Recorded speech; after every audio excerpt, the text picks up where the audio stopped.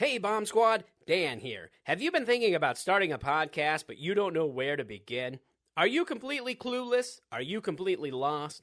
If so, you're in luck because I have the solution for you. It's Anchor by Spotify, the easiest way to make a podcast with everything you need all in one place. Anchor has the tools that allow you to record and edit your podcast right from your phone or computer. When hosting on Anchor, you can distribute your podcast on listening platforms like Spotify, Apple Podcasts, and more. It's everything you need to make a podcast in one place. And best of all, Anchor is totally free. We use it, and you should too. So download the Anchor app or go to anchor.fm and start your podcast today. You'll bomb, but you'll wake up tomorrow. That's what's coming up on the Art of Bombing, episode 257. My friend Dan, he's got a podcast, 'cause all comics need a podcast, and nobody had a podcast called The Art of Bombing. So Dan went out and bought a tape deck. Who knows why he bought a tape deck? Podcasts don't get played on tape decks, but Dan is from the 80s. So hey there, all you funny jerks, come talk to Dan about your work.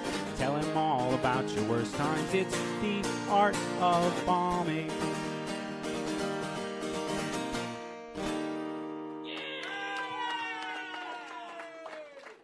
Welcome to a new episode of the Art of Bombing podcast. I am your host, Dan Bublitz Jr., and with me, as always, is my co-host, my co-producer, and my cohort back from his top secret mission in the Congo, Mr. Josh Shirley. What can you tell us about your top secret mission to the Congo? Well, I can only tell you, Dan, what's been declassified so far. Ooh. And so far, the Congo is fraught with many perils. And I tripped over lots of guilt because when I was in the Congo, I had Thanksgiving with my mom. Oh, you had to have Thanksgiving with your mom in the Congo. There was guilt. She made you feel guilty. There was some, what are you doing with your lives? There was, you don't call very often. Oh, man. Yeah, you're getting it all. Dude, that slings and arrows. You're like a career man. I'm surprised you're getting that. You got lots of career, family, you do comedy. What are you doing with your life? I don't think she's ever said that to me. You know how much. Why are you building a good life? What are you thinking, kid? Yeah. She is more, just, she's got some things she doesn't approve of course. And, so there's always, I think she would have written my life a little differently. I think I'd live closer to home. I'd call more often. I might live in the house. I might have married somebody who was a tri-delt from LSU, probably, somebody's niece or something. But that, it's not what happened. And she's dealing with it. And, so I have to deal with some passive-aggressive comments in the Congo every now and then. Okay. So are you saying you left her in the Congo? That was the top secret mission. Bring your mom to the Congo and then she rules leave the her. Congo. No. The natives there speak of a beast that lives deep in the jungle that shall not be awakened. And that is Josh's mother. Look out, everybody. She doesn't listen to this podcast, so that's good. That's good. This isn't going to get back to her. Well, welcome back. Welcome back from your mission. It's good to have you back. It was weird being in the chair by myself, or in the pilot's room, the pilot's cabin by myself, running the ship here. It was weird. Yeah, skeleton crew, baby. Skeleton crew. Was a fun episode. I thought Jocelyn was really authentic and really funny, and so it was great. Listeners ought to go back and check that out if you haven't already, definitely check that out. Well, we got a great episode this week too. Another fantastic comic. out of Oklahoma. Shawna Blake is on this episode. Before we get to that, just a quick announcement. Just a reminder, last week we announced that we will be taking a holiday break. I just want to remind everybody that will be starting December 16th.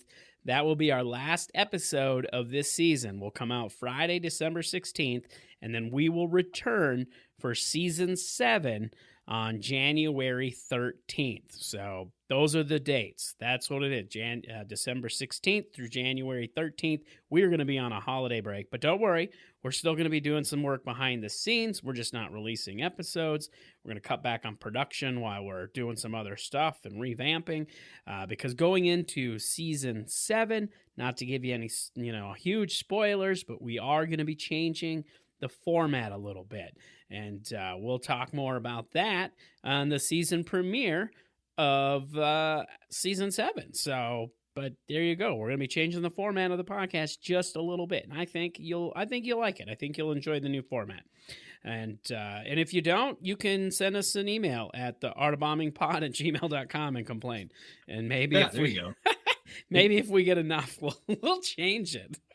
Yeah, but you guys should let us know what you think. Just Facebook group or our email, like Dan said. Great places to go to give us some feedback. Anything that would be constructive is accepted. So appreciate that. I brought in a topic tonight, Dan. You did? I know. Yeah. Yeah. What? So when you watch a comic on stage, do you think you should know them? Well, I mean, it depends. Are they one of my friends or are they a stranger? Do I know this? Actually, well, let's go with it. I think that's a good question because, I think if somebody is a stranger on stage, I think they reveal themselves through the material. I think you should. I think a comic has done a good job if I feel like I know them as a person. I don't know who their mom is. Maybe I don't know, specifics about their background, but I kind of have a sense of the person. Yep. Yeah, that makes sense. Absolutely. I think that is important, for comics, is to reveal a little bit, because when revealing yourself a little bit is showing vulnerability, and having that vulnerability, allows an audience to connect with you. It's not necessarily finding your voice, but it's like you said, revealing yourself a little bit, letting the audience get to know you so they have a sense. They're not going to know you like they're like buddies would, but they're going to have a sense of who you are, what kind of person you are. And I think that works both positively and negatively, because, that kind of ties in with cancel culture a little bit, how people will go up and just say atrocious things, and people will assume they're a terrible person and then try to cancel them. Right. Yeah. Can you be too personal? I think you can. I think there's a time to be, not, to where you reveal too much information, or maybe not. That it could be more of a too soon. For example, if you go through a really bad breakup or a family member passed away and you go up on stage and you start talking about it, yes, you're trying to be, some people will say comedy is my therapy. Go to therapy. Therapy should be your therapy. Comedy can be, some sort of a release. It's a creative release, but it shouldn't be a therapy. But I've seen people go up and talk about things like that, like too fresh.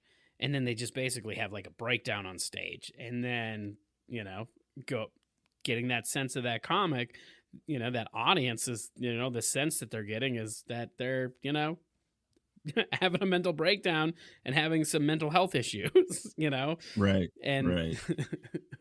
Yeah. If people get to the point of feeling sorry for you, or if you've sort of unlocked an emotion where they're empathizing with you too much to where they're concerned for you, that can overtake any kind of connection you're making with them on a personal level that elicits, laughter and enjoyment of what's going on. People can relate to you, but if you sort of put them in too much pain, I guess, you can end up it can backfire on you. I've seen it happen. Yeah, absolutely. And I think it's important to remember that, as comedians, we're trying to entertain these crowds, entertain the audiences, and they're there because they want to forget about, their life. They want to be entertained. And if you start talking about things that make them sad, it's even, and there's even like a line not, on doing dark humor, where dark humor gets to a point and it crosses the line where it's just sad. And then, the audience may feel bad for you, but they all may be reminded of their own lives and feel bad for themselves. And then they're just like sad. And you want them to leave happy, when they leave, right. When you're done with your show, you want them to walk out thinking, oh, that was the best time I had. Not, man, now I, should go drink myself into oblivion.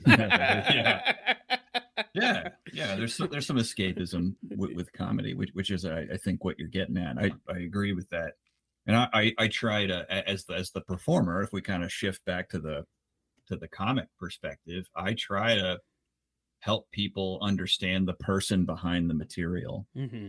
Meaning, like, do I come out around and in front of the material? Like, do I use the material to say something about me? Am I a guy who is telling funny jokes, or am I a funny guy telling jokes? Like that, there's a difference, right? Like mm-hmm. The person, I know the person is entertaining me, and the person is funny. And I think people can reach a certain point in their careers, and I can see a difference in performers where I don't really know that much about the person. The material is funny. It's empirically funny. It follows the rules. It makes me laugh. That's good, but I'm not enjoying it quite as much as if I'm experiencing these moments and seeing the person be revealed to me through these instruments of jokes. And, it doesn't mean they're less well crafted or you don't spend as much time on them. It just means that you are able to use them in a way that takes the audience where they need to go. Oh, absolutely. Absolutely. And I think with that too, you like you said, you can see the difference of that, and for me as an audience member, I agree with you on that I find people who are a little more revealing and who I get a sense of, I find them to be more entertaining and more interesting to watch because they're being real. When I see comics who don't reveal anything about themselves on stage and they just do what we would say jokey jokes, where they're just doing jokes and weird stuff, and it's no funny and it's entertaining. Yeah, no point of view. It can be funny and entertaining, but it's not as interesting, and I'm not as captivated by it. Where when somebody is, revealing themselves and being real a little bit on stage, they keep my interest. I want to learn more about them, and I want to get that, again, going back, want to get that sense of knowing who they are as a person, which it comes up in this episode. We talk about that a little bit. Shawna and I talked about that a little bit, getting a sense of, comics on stage. Yeah, I thought you and Shawna go into a lot of great stuff in this episode. And it's the second comic in a row that I really feel on the show is comfortable with herself. Mm-hmm. This is who I am, guys. And I feel like you get a very authentic feeling from Shawna. So I'm excited about this one. All right. Well, I think we should get into this episode. Are you ready to get into this, Josh? I'm ready. All right. From the Congo and ready. Here's our conversation with Shawna Blake. Enjoy. Hey Bomb Squad, Dan here, and I wanted to let you know that we've completely overhauled the Art of Bombing Patreon page. We've made some changes, improvements, and added some cool new perks that we think you'll enjoy, such as early access to new episodes. They're going to be ad-free, host-free. They get right to the conversation. Another cool perk that we've added are re-released episodes. That's right, every week we're re-releasing a new old episode of the podcast. Right now on the Patreon feed, you can get episodes 1 through 9, and every week we're going to be re-releasing a new old episode. Another cool perk that we're going to be providing are resources, comedy resources such as email templates, checklists, and all kinds of fun stuff that are going to be coming from the Between Bombs series. We're going to be doing monthly and quarterly Q&As and hangs, So you're not going to want to miss out. Go to our Patreon page, subscribe now. It's patreon.com/artofbombingpod and sign up right now. And now it's time for the stand-up soundbite. It does suck, though, trying to lose weight. My friends try to help me. They're like, hey, let's do this fitness challenge. Every time you go to the bathroom, you have to do 10 squats. And that has actually really helped me cut down on drinking water. I'm very dehydrated, but I think it's working. I should try. I'm just excited to be out in the world again, right? Like, oh, I'm pumped, right? A lot of people were worried. You know, they were like, when we came out of quarantine, like, what if I'm weird? And I was like, I'm fine. I'm fine. I saw a sign the other day for Oklahoma, and I thought to myself, Oklahoma? And then I thought, should I say that to people? No? Okay. I'll go back inside. Like, I don't know. I was inside for a real long time when I got COVID. I'll tell you guys, back in like 2020 when it was still fresh and new and cool. It's hip, you know, it's new. I got it, and at the same time that I got sick, the air conditioning in my house went out. It was the summer, okay? No one could come fix it. And what I'm saying is I had a hot girl summer. Thank you. When I got sick, I lost my sense of smell and taste, which was the worst. And I realized some things. I realized that eating when you can't taste your food is exactly like having sex with my ex-boyfriend. Like, you gotta do it to keep this thing alive. But there's no joy. It's a lot of tasteless swallowing. It's the art of bombing. It's like, I know it's here. Yeah, Like, that's just no exactly it. He's like, yeah. I looked through my wallet, I've looked through my pocket, I just don't know. I was like, I think your friend took it to be funny. Yeah, That's what I think happened. I probably. think you put it down and your friend was like, this is going to be hilarious. Yeah, probably. I'm going to creep in here in the middle of the night later. Yeah, that probably, yeah. That would be terrifying. That would be very terrifying. So scary. If he just like randomly showed up in the middle of the night. Yeah, that'd just be creepy. like sitting on the edge of the bed. But also very hilarious. Oh yeah, that would be funny. I'd be like, okay, that's a good bit. That was a good prank. Good, that was good, a lot of well done. crafting there. Yeah. Like, you thought about this, Yes, you planned it a out. lot of planning. Yeah. Too That's funny. Great. But yeah, that's I don't know. That would be such a great bit to do to somebody. Now I'm kind of tempted to like, creep into somebody's hotel room. I mean, but somebody I know. Somebody that you know. This is how Dan Another gets canceled. male comic that you know. Exactly. Specifically. Yes. Let's get very It would be specific. less funny and more terrifying. Yes, for a woman. Yes, a random absolutely. man creeped That's into the room. how Dan gets canceled from comedy. Yeah, exactly. 100% canceled. Like, no. Remember when I bombed by disturbing someone in their hotel room when the I night snuck and into their hotel the room police and- were called? Yeah. I got just like- maced and stabbed, and the police I mean, were called. but it was funny, right? It was so funny up until that point. Talk about commitment to the bit. I'm willing to bleed and be arrested for this bit. Yeah, no thanks. Yeah. No, this is definitely not going to do that. Yeah. So we're here at the Plano Comedy Festival. You had a show last night. How'd you did. feel about it? I was there in the audience. I thought it was great, but good. That's from a spectator's point of view, and that's not always the same view that we have as comedians when we perform. Yeah, I mean, from my perspective, I thought the show overall was really good. I thought my set, I was like, I went up first. They're pretty stiff, and I was just like, I don't know how it's going. Like, I felt okay. Like, I didn't feel like I bombed, but I just felt like, I mean, I've done better. I've had better responses. Yep. But I will say that a 68-year-old woman in the audience, I feel like she may have been the headliner's mom. Oh, she was. Yeah, okay. I know who you're talking about. Yes, Yep. she was amazing. She came up to me afterwards and hugged me and said I did a great job, and then said, you have a beautiful body don't ever let anyone tell you any different. And I was like, okay, so I crushed this show. Like, honestly, that's amazing. That's the best thing anyone could say to me from a 68-year-old woman. Absolutely. His mom was pretty awesome. She was great. It was funny. I didn't even know that. I'm friends with him. Okay. I'm friends with Justin. Okay, He's a cool. good friend of mine. He's been on the podcast before. Yeah. Because I used to live out in California. And I didn't know that was his mom. When she, because she showed up way before he did. Yeah. And I was just sitting at the bar randomly, and her and what is Justin's stepdad came in. Yeah.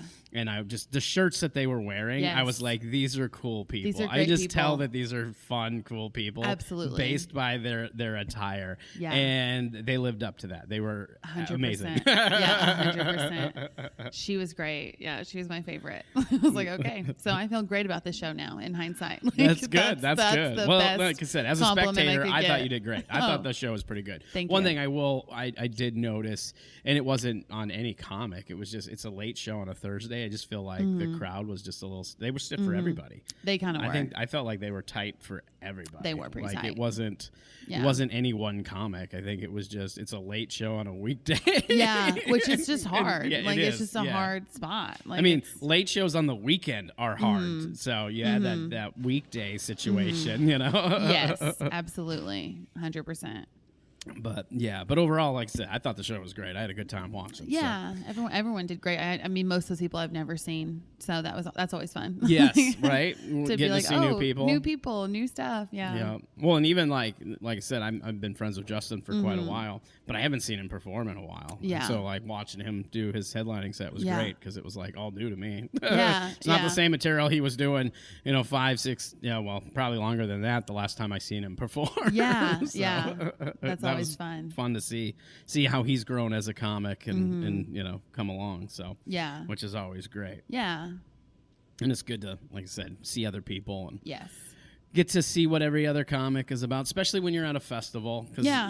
I feel like for comedy, you can kind of get a good idea of who a person is by what they're doing on stage and stuff. Kind of get a feel for them as a person. So it's a good way to, like, see who you might want to hang out with and who you might not want to hang out with. Yes, 100%. Because it's like, oh, well, that's just bits. It's like, yeah, but it's out of your brain. Yeah, it's like, you thought this. We could go have fun together. Yeah. You, however, Yeah. I'm keeping an eye on Yeah, you. yeah. You feel like you might sneak into the hotel room in the middle of the night. Yeah, you look like you would really commit to a Yeah, bit. yeah. And not a good way. Yeah, 100%. Yeah, somebody's getting arrested. Yeah.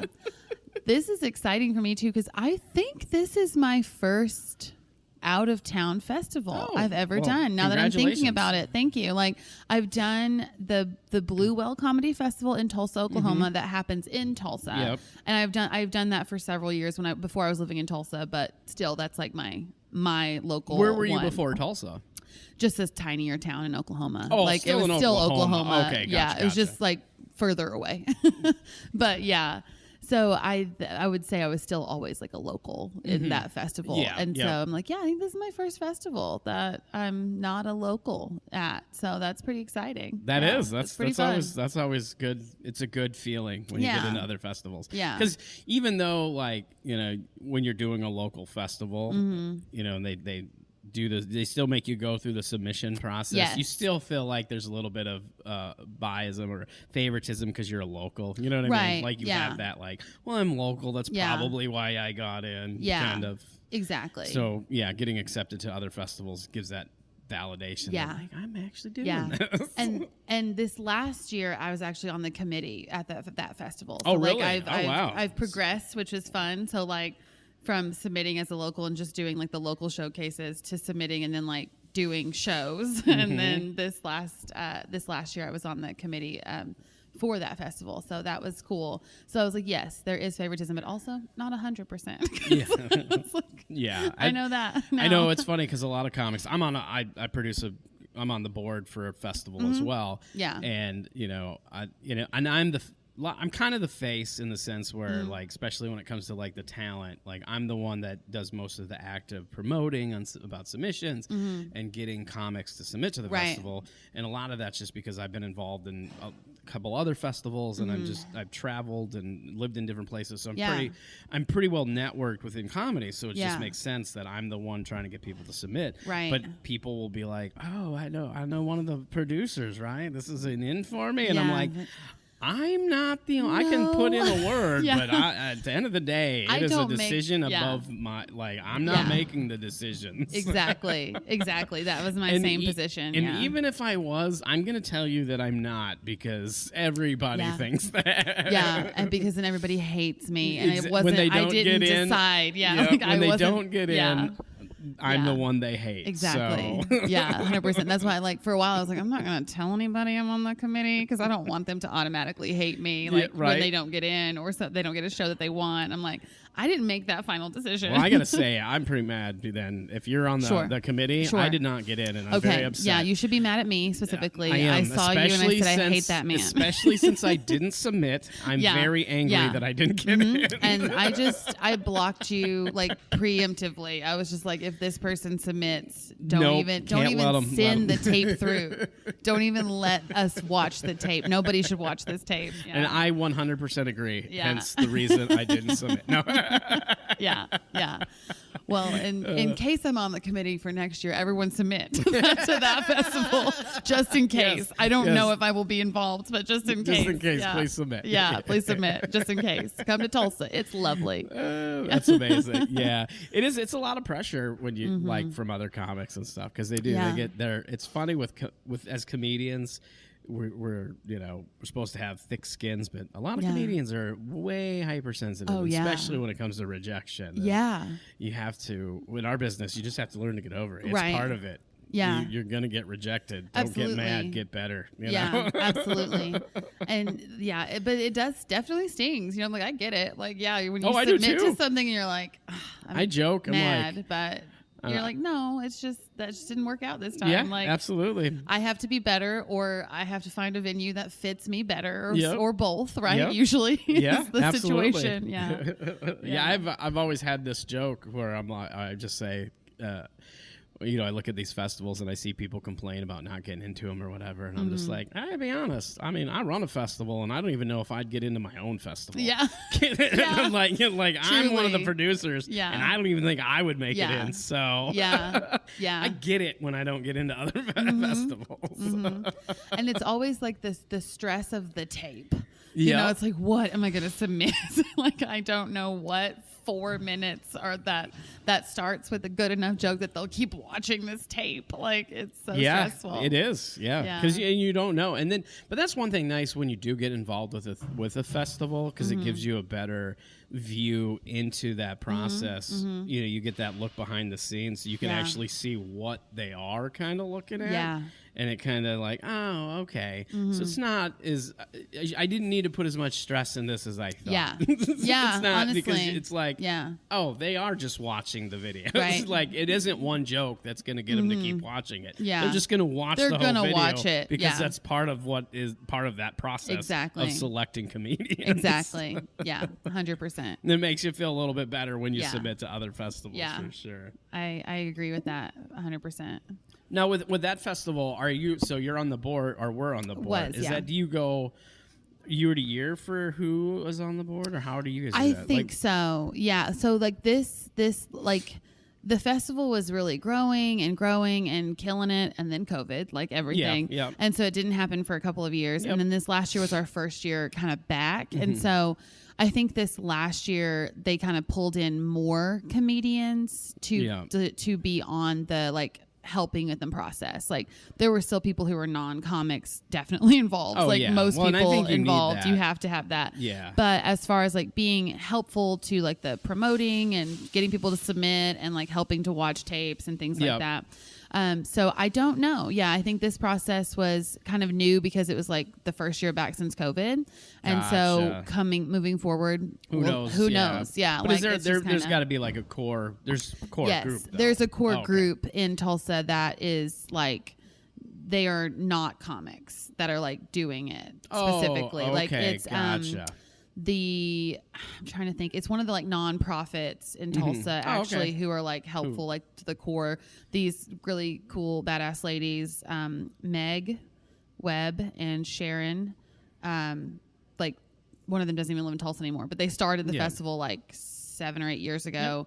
And like it's just grown and grown and like kept going, awesome. And it's awesome. Yeah, they were great. Like really great. Like really loved comedy people. Like had an eye for comedy. Like they were bringing in really cool people. Like even at the very first festival that were smaller that have gone on. It's like you look at like who was at Blue Well, and it's like look at them now, and it was like oh you guys knew comedy. Like, you've known comedy. That's good. Yeah, that's good. Ours we were all comics, but now we've grown. It's not all comics that are involved now because we've transformed our festival into a complete 503c nonprofit, so we have a board of directors. And that was one of the things we were like, well, we don't want to just have all comics on this. We need other people that not only have that will bring something different to the team, because it is a team effort when you're producing a festival. Absolutely. For sure. But it's also good because then when you have too many comics, every comic wants to be on the show. Right, exactly, 100%. Yeah, so you cannot have all comics. We're just fighting each other for who gets more stage time, and that's not helpful. To open for the headliner, 100%. This and that. Yeah, it's like no, we can't do that. We can't have it be all comics. It would be a nightmare. Yeah, absolutely. Well, our first few years we were all comics, but we did pretty good at that. Like we were pretty balanced with knowing that we're trying to put a festival on for other comics. Yeah. Like we knew what we were doing as far as we want people to come to our community and have a good time, and we're raising money for a good cause. So we'll host our shows and be whatever, but we're not going to get all crazy about who's doing what, because it's not about us. We perform in this community all the time. It's about these people visiting. So, that's a really good perspective. Yeah, and I feel like you have to have that to put on a decent, and to build a good reputation. 100%. And there are festivals like Blue Whale's a good example that has a good reputation. I've never done it. Good. Good. That's why it has a good reputation. All right, this podcast is over. No, I was saying good because of the good reputation. But that was perfectly timed. I was like, well, I haven't done it. Good. Good. And you never will if I have anything to do with it at all. Well, I got a new enemy. That's right. That's what festivals are for, right? Making enemies. That's right. A new feud. Yeah, exactly. Yeah. I'm just going to go online and just actively be like dirt talking this festival I've never been to. And right. Like, I met one of the people on the committee, and let me tell you, don't do this. Do not do this. Do not submit. They hate me. They hate me specifically. But that means if they hate me specifically, they hate everybody. Because I represent everybody. I represent everyone. Everyone. This one insignificant sack of skin represents everybody. Remember that. Humanity as a whole. Yeah. Every last person. Yeah. Oh my God. That's hilarious. But but like I said, I've heard good things about that festival. That's one of them that it's I don't know if I've ever submitted to them or not, to be honest. But it's one of there's so many festivals. It's like, how do you submit to all of them? I know. That's me too. I'm like, I get overwhelmed, and then I have 80% of the time I go, oh, I missed that deadline. That was what I meant to do, and I didn't do it. Okay, maybe next year. Yeah. Which is always good. There's always the next year. Yeah. Well, even this festival, a lot of the comics that are here didn't get in this year. We got in last year, but they postponed it. Yes. So this festival, even though it's taking place this year, this isn't a festival I got in this year. Yeah. This is one I was just waiting to do. But so in the list of festivals I've submitted to, this one doesn't count this year. But of that list, a lot of festivals I didn't get into. Yeah. I go through spurts of being really good about like having a spreadsheet. Like I have an Excel spreadsheet, and I go, this is the festival I submitted to. This is the tape I used. This is how much I spent on it. This I got rejected or not. Like that's how I do it. And then I just don't look at it for 6 months, and then I go back and I'm like, okay, is this a thing? So yeah, that's me. That's my life. Just an Excel spreadsheet of rejection. Are we the same person? Do you do that too? I literally, this year I decided, I was like, I need to start tracking. trackability and accountability for this. Yes. I want to know what's working, what isn't. What I want to keep track, because I've done that where I've submitted to festivals or didn't know if I did and had to reach out to the people and be like, hey, because in my head there was a time when I knew I thought about it. I was like, oh, I need to submit to this, and then I just assume I did, and then I'm like, come back and I'm like, did I actually submit? Like, I should. But before I do, I better check. And then I'll have to like email them and be like, oh, yeah, you already submitted. I'm like, oh, okay. Yeah. Good thing. So that way, because even at our festival, I've had people, I had one year, somebody submitted 3 times and I had to keep like giving them refunds. I'm like, you've already submitted. Like twice. We only are gonna watch the one tape. You can give us all the money you want, but we're just gonna keep giving it back. It only counts one time. Yeah, that's but funny. For that accountability and traceability, I did the same thing. I started a spreadsheet where I have the name of the festival, when it takes place, what video I submitted, because that's another thing I'm looking at is what videos are working and what ones aren't. Yeah. Like which ones am I submitting that are getting me in versus which are the ones that aren't. Right. And then I keep track of how much the submission fee was, when they do the announcements, and then whether or not I get into the festival or not. So So yeah, it's amazing that there's another comic doing the same thing. I'm doing spreadsheets. I mean, I know I'm not like the only one that's into like keeping track of that stuff, but you got quiet and I was like, do I sound like an insane person right now? Like, is this not normal? I got quiet because I was like, are we not spreadsheeting out here, guys? I don't know.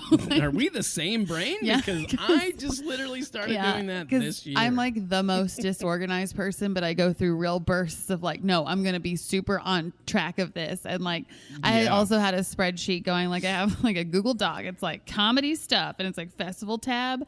And then like I started trying to keep track of like shows, who booked me, what did I get paid for that show? Like, how much time did I do? Like, that kind of stuff to be like, all right. So I don't do that in spreadsheet form, but I do that. I do that actually in a physical form. Yeah. So I have my book.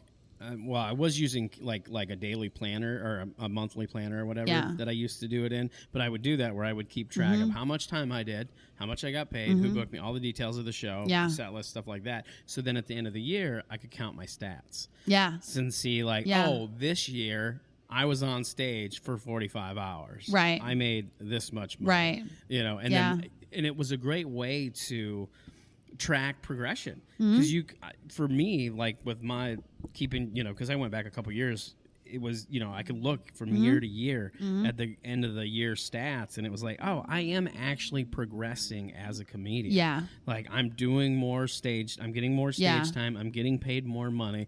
So it's a good way to like see that growth, because sometimes in comedy you can feel like you're just doing it. You don't feel like there's growth. Right. You're just like, I'm writing new material, but it feels like I'm doing the same thing and over the same shows. So it's good to have that. Yeah.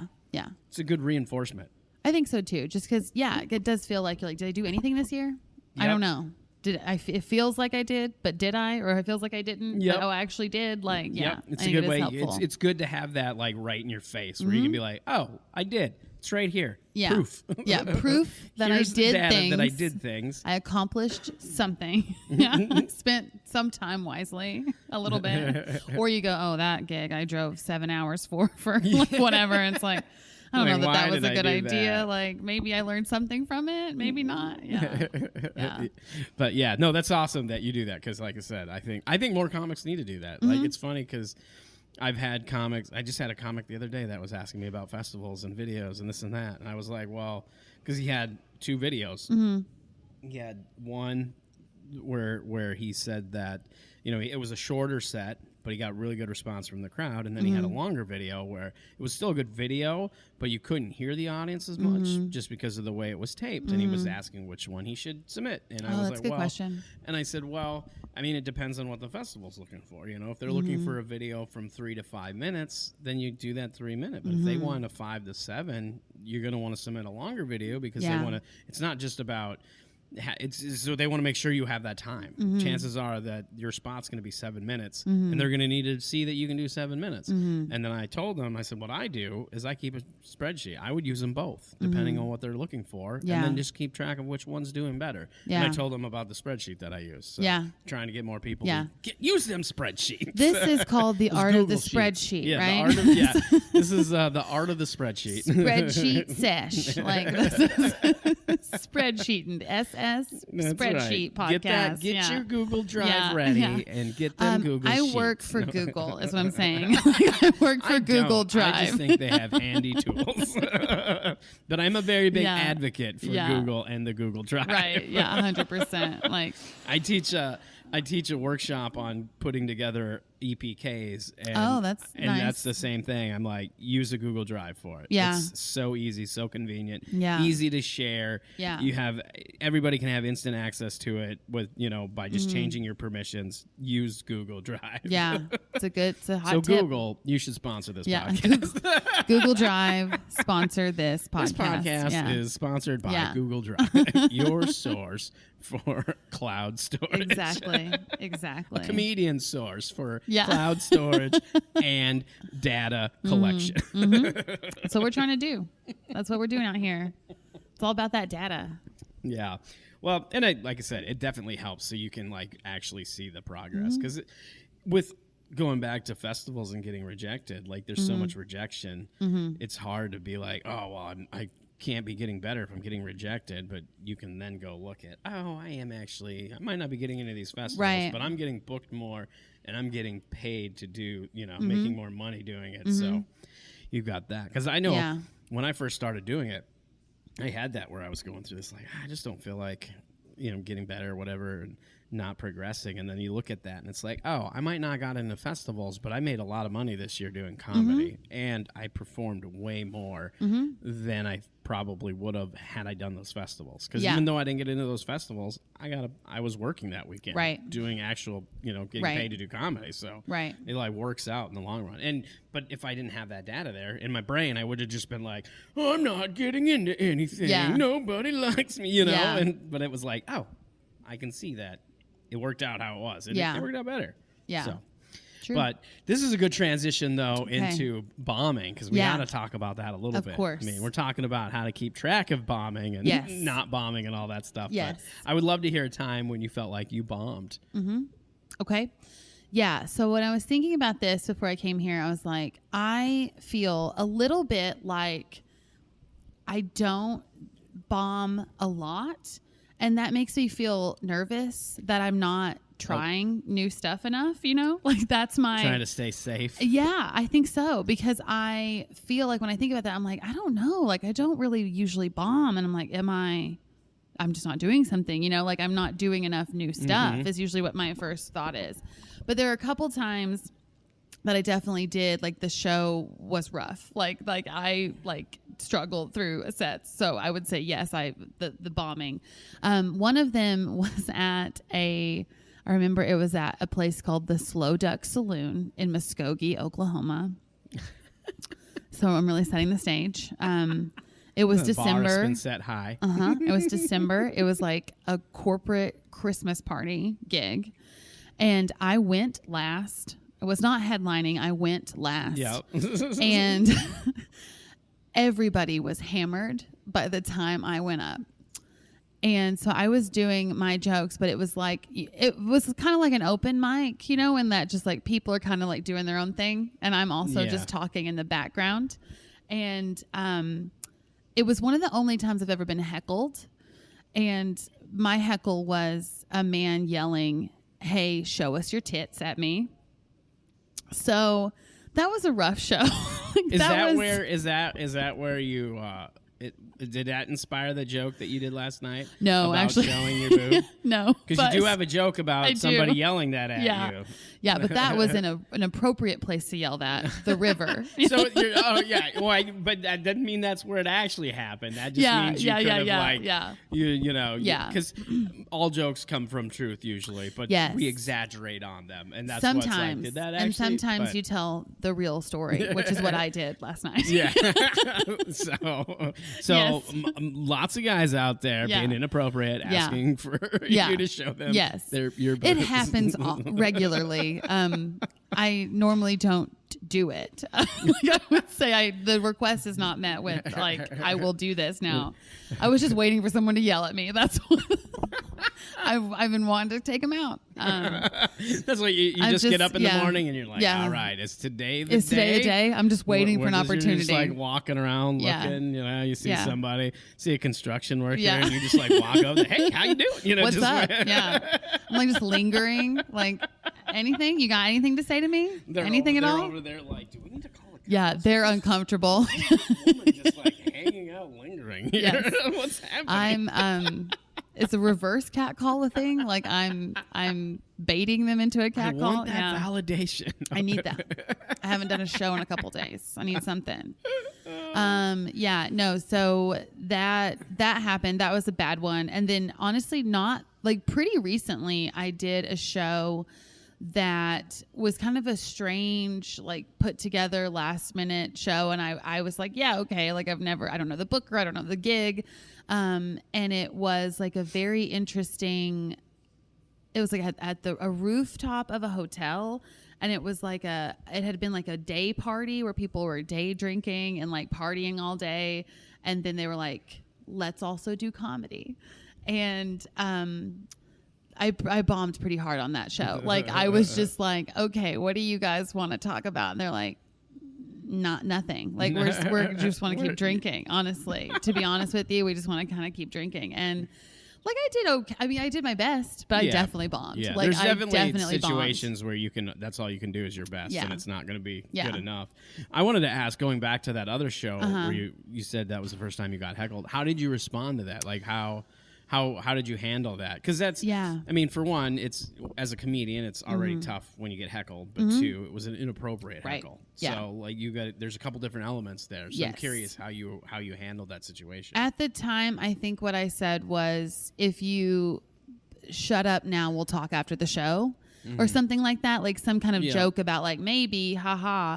I don't know that I would do that now. I think I would be more like aggressive now. I think a little bit about just I think shut so. up and quit being just inappropriate. because that's horrible. Like at the time, I think I felt like I had to make a joke about it, and like I had to just like accept it. Like brushing it off. Yeah, and which is probably still more my style. If I ever got heckled, like that would be what it would be. I think just like make a joke and like move past it. Try to, But with a heckle like that specifically, I think now the culture is more where I could shut him down harder, and it would be like, that's what you should do. This was probably 7 years ago. Like I was fairly new. I was pretty new to comedy, and so I was like, I don't know what to do. Another thing with comedy, excuse me, where we're trying to grow, or and that's part of it. You don't always have the tools at the particular times. Right. I know for me personally, when I first started doing comedy, if somebody heckled me, I didn't even address. I just tried to ignore it. I just like pretend. Right. I'm just like, if I ignore them, they'll shut up. Right. And sometimes it's because I didn't have works. that. Yeah. Well, sometimes, but a lot of times it doesn't. They just keep trying to get that attention. Yeah. And then, as you progress, you get better at that. So then now I'm able to like handle it. I'm still not good at it. Like I don't like being heckled, and I'm not good at crowd work and stuff like that. But I can do it if I need to. Yeah.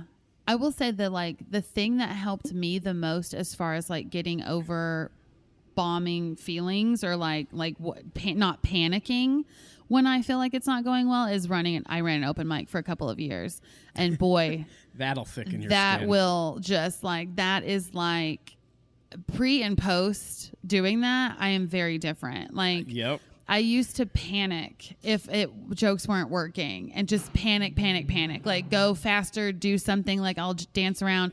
Now I'm just like, we'll sit together in this. That's fine. I'm going to do what I'm going to do. I have no problem here. That's fine. Yeah. Like I've been through it. I've been through a Tuesday night 9 p.m. start open mic at a sports bar downtown where people are playing pool in the background and the TVs are on. Like, very, very relatable there. Yeah. Same thing. Hosted an open mic for a couple of years in San Diego. And it's after you, if you want to get, if you're listening and you want to get a thick skin, just host an open mic. Truly. You'll be able to handle most things. Truly. How to deal with other comics, and not how to deal with not audiences. Going to an open mic. I'm saying hosting it. Host and run it. It's a different animal than just going to open mic. It absolutely is. Because you're right. Because you got to deal.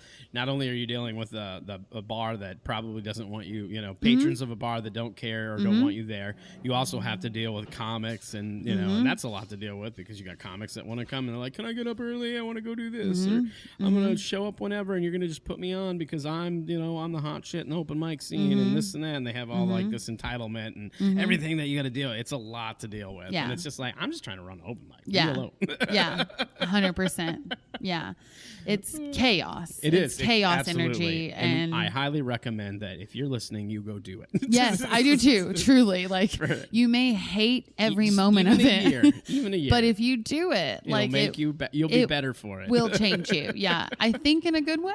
Like, oh, absolutely. For a minute, you're like, do I hate comedy? Do I hate all comedy now? Like, maybe. Yeah. So, like, there's a phase for me there was where I was just like, I hate it now. Like, I hate it for a minute. But that's how I feel during festivals when it's the screening time. I'm like, oh man, I just can't stand comedy. Yeah, I think comedy should stop. I think it should be dead now. Yeah, like, let's never do it again. Yeah, no one ever do it again. I could go on and never see another comedy video again, and I'll be happy. 100%. 100%. Yeah. I agree. Yeah, that's amazing. But you were saying that changed your perspective on bombing. I think so, yeah. And not in the way that, like, because, like, I'm not. Like, I know that there are some comics who love it, right? Who are just like, give me a bomb. Like, I love it. I love that feeling of bombing. And those comics are crazy. Right? And probably like, not all there in the head. That is not me. Like, I do not want that ever. And, like, it's changed my perspective, not in the way that I'm like, oh, F you guys, audience. Like, I don't care. Like, that's not it. It's just that I feel like now I can handle the, like, crowd not being super into it enough to get to the next one, you know, like to get to the next thing that they will like more, and to get to the next step without freaking out and panicking and shutting down and, like, wanting to run off stage or wanting to go super fast and, like, freak out and, like, joke. And then, because I feel like they can feel that energy. Like, if they can feel you panicking, then they're like, maybe we don't like this and we just want her to leave now. And so I think going through the open mic process of, like, literally talking at people who are not listening to you at all, and, like, and that makes you better because you're like, if I can get them to listen, I've got something going on here. Like, this bit is pretty good. If people who are in the back not wanting to listen are, like, turning their head, then you know that is a joke. That's worth pursuing more. Like, absolutely. That's why I like going to mixed open mics. It's the same thing where a lot of times the people who go to a mixed open mic, you know, they're there for music, which with music, you don't have to be an active participant. With comedy, you do. You have to actively be listening, or it just doesn't work. Yeah. With music, it can be playing. You can still enjoy music and still be doing something else, like playing pool or having a conversation with a friend or whatever. You don't have to be an active part of it. So when you go to those mics and you have an audience of people who are not actively involved in the show, and you can get their attention and get them to pay attention. Same thing with what you're talking about. You know you're on to something good. Correct. Because now you've got them to stop and listen. Which goes to show that you definitely got something to go with there. Yeah. Yeah. I think that's the biggest takeaway for me. And just like I said, just like that, like being able to be calm. Like, I've faced a crowd that doesn't care about me at all. Like, I'm going up, they don't care. I'm during the middle, they don't care. The end, they didn't care, you know. And I'm still alive and kicking and doing fine. Like, so if that's what's happening now, I can get to the next joke to see if they like it. And I can get to the next joke. And if they don't, you know, we'll get there or we won't, but I'm not going to freak out. So, absolutely. Yeah, that's a good perspective. It's funny because thinking about that, like what you were saying about one of the biggest takeaways I've learned with bombing is that it's not that bad in the sense that you're going to get up tomorrow. You're still going to be alive. Right. And the same thing with even like people who are afraid to go like follow their dreams or do comedy. They're like, I'd love to do comedy, but I'm so scared of getting up there. And it's like, well, it seems bad, but it's not that bad. It's not. You get up there, you do it, whether it goes good or whether it goes bad. Tomorrow you're going to wake up. So even if it goes bad, it's not the worst. Right. Yeah. And my advice to anybody who wants to do it and is afraid of it, I'm like, go to an open mic and watch it. Yeah. Like I guarantee you will see a range of like, oh, that's great. I really want to try to do that because look how fun that is. And be like, oh my God, people are saying that into a microphone. I could say that into a microphone. I'm better than that. Like sitting in this seat, I know I would never say something that insane or terrible. So because you'll either get the confidence to do it because you'll see somebody that you're like, oh, I'm way funnier than them, or you'll see somebody so good you'll be like, yep, I should not do it. Yes 100%. I feel that way like a lot. I was just thinking about this last night because the festival is like people are from everywhere, and I still feel this way, but I'm trying to get better about it. Like I go, well, I'm just in a friggin' little tiny town in Oklahoma. Like, what am I doing? Like, I don't deserve whatever to be on stages, blah, blah, blah. And then if you do go to an open mic in another place, like LA or New York or Chicago or wherever, I've been to LA and New York and done mics there. And I'm like, oh, well, everywhere there are really great people and really bad people. Like it does matter as far as like comedy cities or whatever. Yeah. But everywhere you go, there are people at open mics who are great and terrible. Yeah, so well, it's absolutely. like, oh, That's okay. what open like mics are. It took me, like I needed to see that, to be like, oh, not every single human being who lives in a big comedy city is just amazing at comedy, and then we're all trash in the middle of the country. Like that's not the case. It's the same in every scene. There's people who are good and there are people who are not, and there are people who are working on getting better. Exactly. That's the whole point of like mics and everything. Yeah. And I don't know that maybe I'm the only one that had that thought, but I'm like, no, if you're listening and you're like, oh, I'm just in the middle of the country, it doesn't matter. Like, no, it does. Like you can still get better where you are and then go other places and see how you do. Yeah. Like, oh, absolutely. And anything, it does matter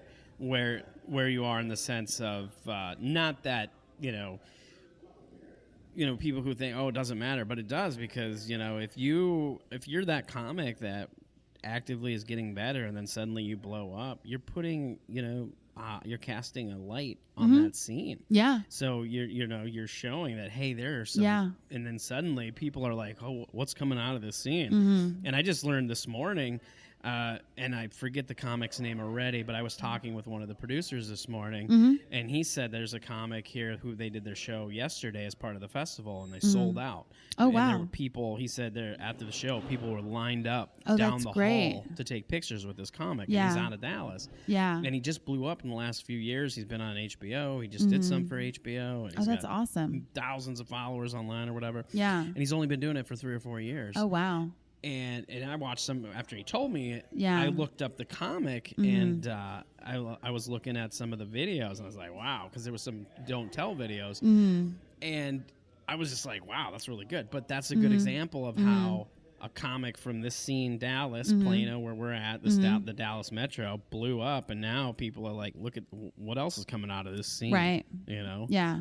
And which is awesome. Same thing. It can happen, and it can happen anywhere with the internet. You don't have to be in LA. You don't have to be in New York for that to happen. Yeah. You can be in the middle of the country and bring that attention to your scene. Yeah. And now I gotta look real quick who that comic was, because I feel bad for not remembering their name. We need to keep promoting. Because again, it was really, really funny. Really. What the heck was his name? Why didn't it show up? Oh, I know why, because I didn't look on Why there. isn't your phone listening to you closer? Right? Why and is it popping not? up this Ralph person? Barbosa was the comic. So Ralph Barbosa, who's a comic here from this area who blew up. And like I said, really good stuff. But again, and I was talking with Tom Smith, who's one of the producers of the festival. But but it highlights the scene, because now people are going to be like, what's coming out of this scene? And you see it all over. Some other examples would be like out of San Diego. I used to live there, but there's some heavy hitters that came out of San Diego. That's where Taylor Tomlinson kind of came right, up. Yeah. Brian Simpson, she's amazing. who's another comic who's just kind of blowing up. Yeah. Came up in San Diego. Yeah. That attention, that national attention brings attention to that scene because now people are like, wow, why are comics so good coming out of there? Yeah, yeah, exactly. Yeah. That was a long way to say I agree with you. I'm glad we took that journey to get there. That was a long-winded way to there. Be like, we all agree. got there together. It matters. Yeah.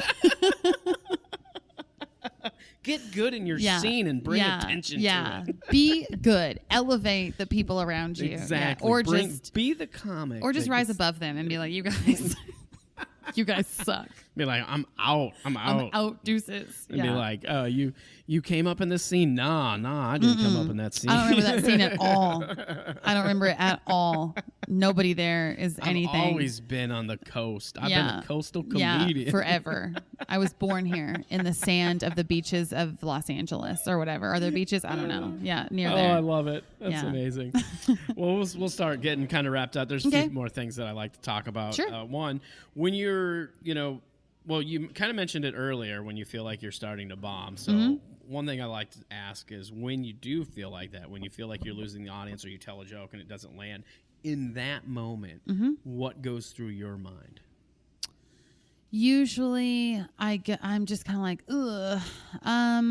Let me think. That's a good question. Like, I think it's when it doesn't land, I usually go, okay, did I tell this joke too early in my set and they don't know me yet and so they don't want to hear this? Or is this not material that they want to hear? So do I need to adjust the rest of the jokes I'm about to tell? Or do I think maybe that one's not there yet? Like that, So I kind of go through really quickly. If that joke always works and it does not work, I'm just like, okay, maybe I'm going to shift gears a minute and like do a different line of material, a different subject matter. Like if that was a sex joke and they tightened up, I'm like, okay, well, I'm not going to do another one of those for a minute. Like they may not want that material, So I'm going to try to shift a little bit. If it's just like a newer joke, I'm like, okay, well, that one's just not there yet or whatever. That's not going to work. But usually I just usually go like, okay, this is a different crowd than maybe I thought, and I need to adjust something. Yeah. Now, going kind of with that added on, you talked about this a little bit earlier too, because you keep, spreadsheets. Those sheets, baby. Yeah, spreadsheets. Talking spreadsheets. Yeah. But how do you analyze your sets to like kind of see what might have worked, what didn't, and if it didn't, how do you analyze your sets to try to prevent that from happening again? That's something people should do. Yeah, absolutely. I definitely do it. I don't always do it. Like, but some comics and when I say, analyzing, I don't mean necessarily, you listen right away. Right. But because even like for me, I record every set, but I don't. Yeah.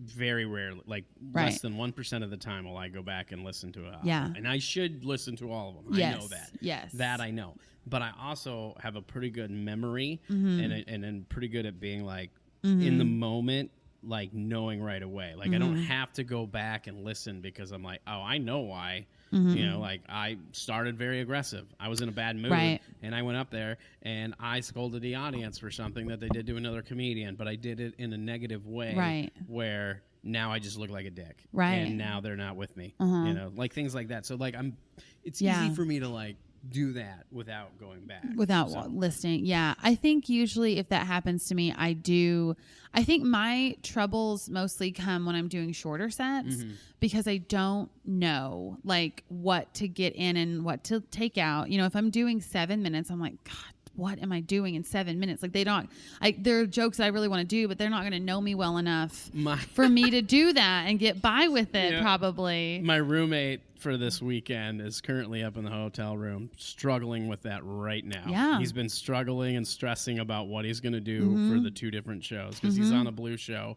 and then he's also on a show, and he asked them about that and they said that you could do whatever, but it was like it's material for 16 and older. Yeah. And so now he's really stressing about that. Yeah, that is stressful. But also the time, like trying to figure out which jokes can I do in this amount of time. like when I'm doing 20, great. Like whatever. Like we'll ease in, you'll get to know me, we'll do the jokes, and then there we go.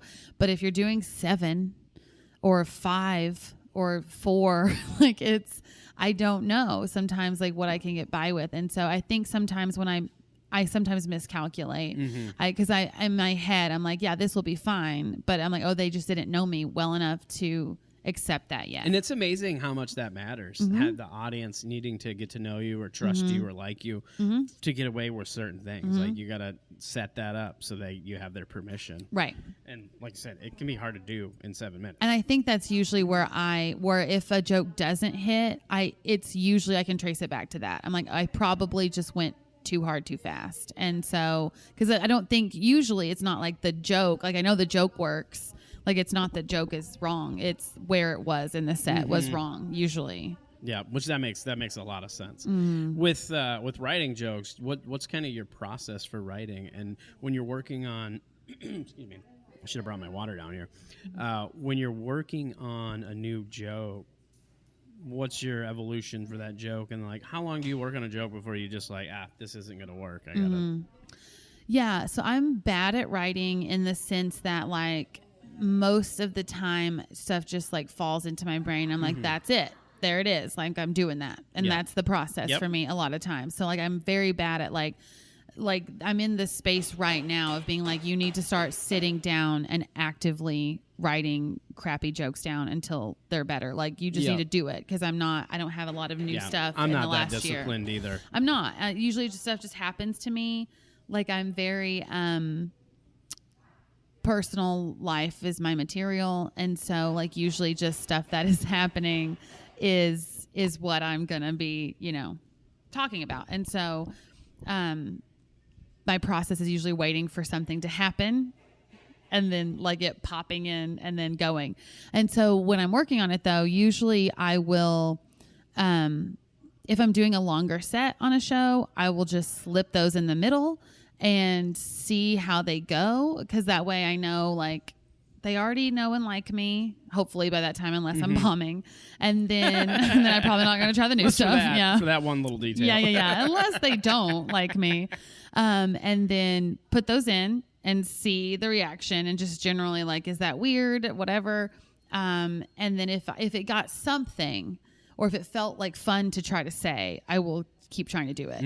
If it gets absolutely nothing or like when I was doing the open mic, like I would say nonsense and like sometimes like that's just complete garbage that I just had to say something new to you people who are here every week that it doesn't mean anything. It's not a good joke. Just kind of like wrote it as it's just a throwaway. And like that was the whole purpose of it. Yeah. You're going to do it, going in. Like I'm going to say this tonight. Yeah. And that's it. I'm and just that's doing garbage. it for tonight. Yeah. It's not something I'm actively. But sometimes it surprises you because sometimes the thing I'm like, this is nothing is the thing that sometimes people are like, oh yeah, okay. And then the thing I'm like, this is probably gonna work, and they're like, no, like, it's not. No. Like that's your weird brain. Like no one else thinks that. Have you done that where, like with that, where you're talking about writing these throwaway jokes, where you were just like, this is just a throwaway, and then it got such a good response, you're like, okay, I guess I do need to put that in, and then put something in from that. Sometimes, yeah. Typically, it's more like a tack on or like a tag or something. Tag, yeah. Gotcha. Usually, the throwaway stuff that I am trying is like a tag or like a different lead in to a joke I already do or something. Okay. Yeah, that like sometimes works better,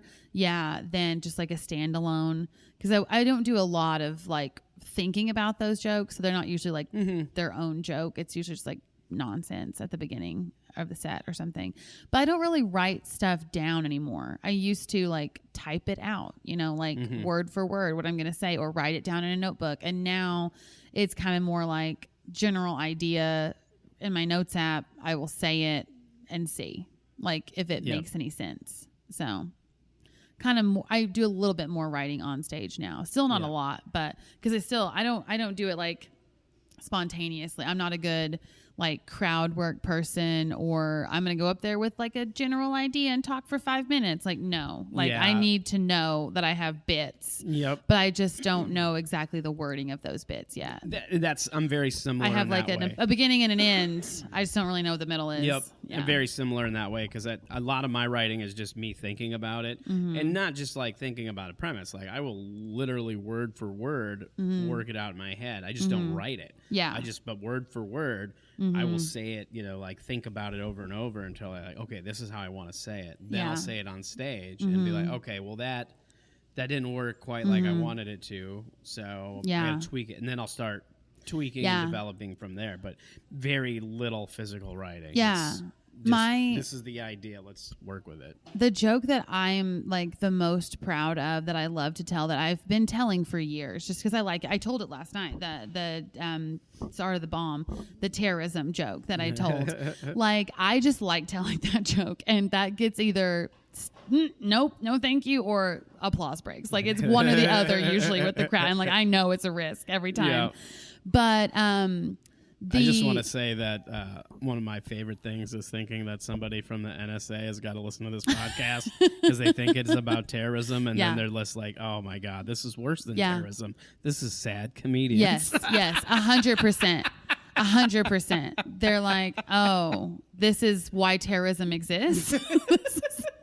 This is why we're okay with it sometimes? Is this what this podcast is? Yeah. And then like, oh, no. 100%. So if you're working with the NSA and having to listen to this, I apologize. Yeah. But also...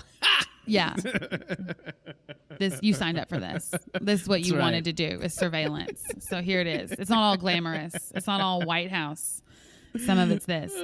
Yeah, but that's the joke that I can think about, the actual process of happening, because some of my jokes, a good chunk of them come from me texting my friend something that I'm just telling them and then being like, they think it's funny. I'm like, oh, that is kind of funny. Like, that is a weird thought that I had that I just texted a group of people. Yeah, and it was like, it wasn't, you weren't trying to be funny. Yeah. You just had a thought and sent it out. Yeah. And so that joke started like that. I had a thought about the gym and I sent it out, and then I started doing it, but I didn't have the ending for a long time, for like a year plus. Like, it was just like, like, it was just like, okay, that's fine. It was just like a setup, like little bits, but a setup.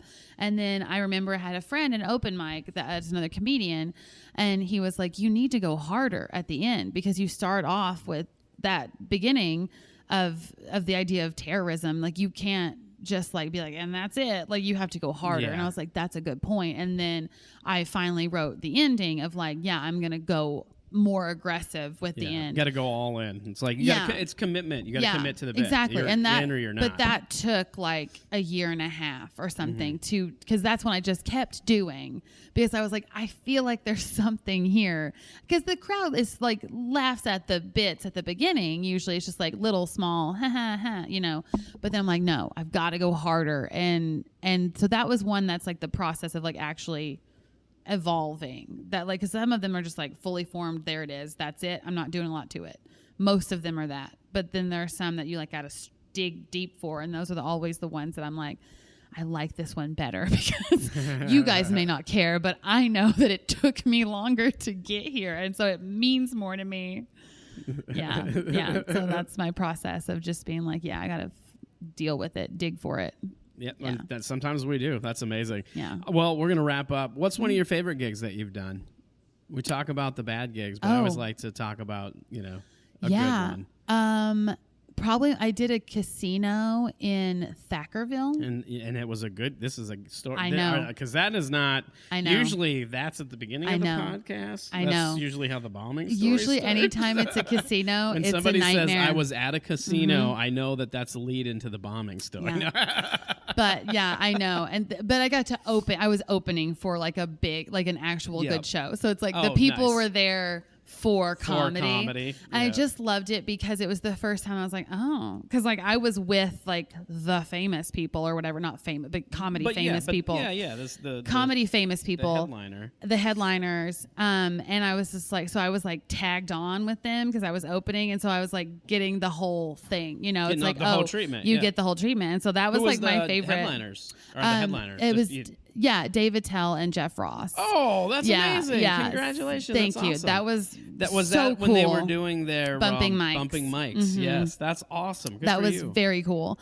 So that was why it was my favorite, because it was just like freaking Dave Attell and Jeff Ross, and I'm like, going to be on the same stage as them. Yeah. And so it like elevates the whole thing. And it was the biggest, like hugest room I've ever done. Like it was wild. Like the stage was so big I had to like run to get to the middle of it, kind of like at the beginning to open, because I was like, Jesus. You're like, oh man, my first 2 minutes is just me trying to walking, get to the microphone. like wearing heels, trying to like drag myself to the middle I of the. got so much time. I want to get to that microphone. Exactly.